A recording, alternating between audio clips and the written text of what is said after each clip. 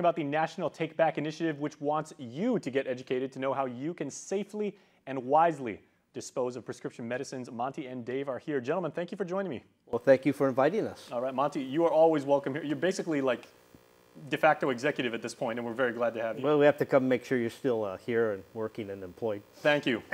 chugging along. And Dave, we greatly appreciate your insight. Thank you, Jason, for having DEA over here so we could spread our word about the prescription drug take back on the 28th of October. Absolutely. Now, one thing I wanted to say, because we've done this interview many times over the years, telling people that if they have prescription meds, there is a safe and legal and proper way to dispose of them, and you guys at the DEA greatly help out with that. Absolutely. I've also heard that that also applies to pet medications. Is that correct? That is true. Okay. I mean, your pets have different medications than humans have, but they also can be abused, and they also, there's various different types. There's antibiotics that you can give your pets. There's tranquilizers and different pain relievers that you can give your pets. Dewormers and stuff like that. Absolutely.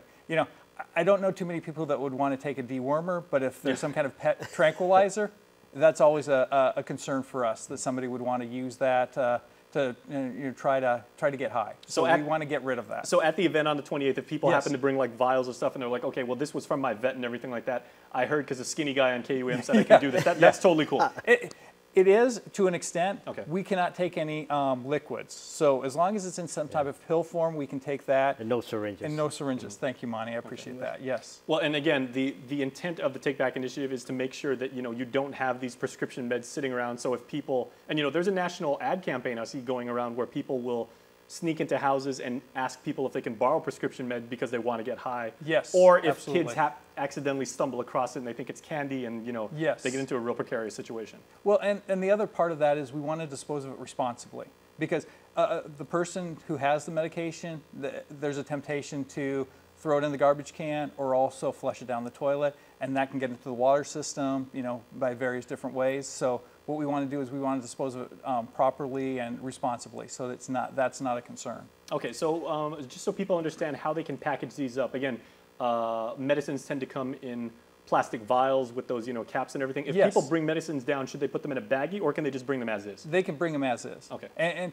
we want the bag to be open so we can just double check it. There'll be no questions asked. We just want to make sure there's nothing in there that shouldn't be in there. So we want to make sure it's safe, but we will just take it, no questions asked, and then we will dispose of it. Okay, aside from liquids, and Monty, you can jump in this if you wish, aside from liquids and syringes, is there anything else that's off limits? No, nothing else that's off limits. And no questions asked again. Yes. So if people have Correct. No matter how hard the narcotic might be that they're disposing of, we're not going to ask a question.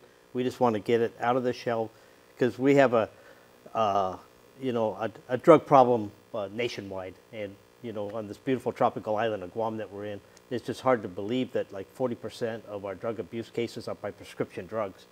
And so we just want to get them out of the shelf and out of the system, so people who, I don't know if you ever heard of these Skittle parties where kids take their parents' prescription medicines out of the cabinet and they go to a party and they'll throw them in and people try them and people get high. Oh, the blue ones are good, or I like the red ones, Well, we don't want that because you don't know what you're taking. Funny name for a ridiculous concept. Absolutely right, Jason. And so we always end up with hundreds of pounds, and we've been doing this a couple times a year. And if I could say that, just so the people know, on the last Saturday of the month, at 10 to 2, Ganya Shopping Center across the Vitamin World, at the food court at the Navy Exchange, and just inside the front door of the Base Exchange at Anderson, and then at the Commonwealth Health Center in Saipan, the Rhoda Health Center in Rhoda, and the Tinian Health Center, obviously in Tinian. Okay, question, gentlemen. To this point, we've been framing the context of the conversation with prescription medicines. What if people have, say, I've got NyQuil that's 4 years old that I just never wound up using, or somebody says I've got birth control left over and everything like that. Over-the-counter medications, are those accepted as well? Yes, absolutely. We'll take anything. There's no problem. Let us dispose of it, and the disposal usually is shipping off and burning it somewhere.